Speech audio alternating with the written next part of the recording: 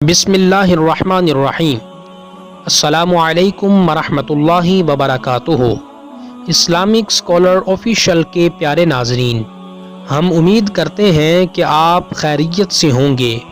ہماری دعا ہے کہ اللہ پاک آپ کو خیر و عافیت سے رکھے۔ ناظرین، آج کی اس ویڈیو کے اندر میں آپ کے پاس حضرت عائشہ صدیقہ رضی اللہ تعالی عنہا سے منقول شب قدر کی دعا کو لے کر کے حاضر ہوا ہوں۔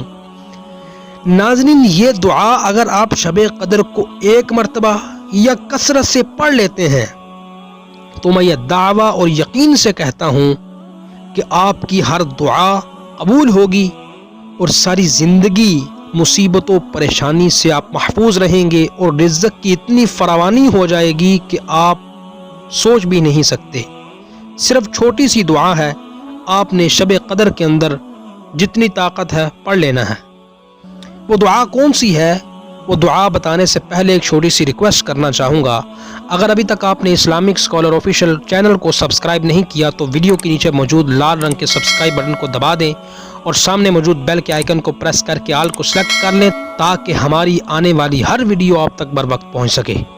ناظرین، ام المؤمنین حضرت عائشہ صدیقہ رضی اللہ تعالی عنہا فرماتی ہیں، میں نے عرض کی یا رسول اللہ صلی اللہ علیہ وسلم، آپ یہ فرمائیں کہ اگر مجھے لیلۃ القدر کا پتہ چل جائے تو میں کون سی دعا مانگوں؟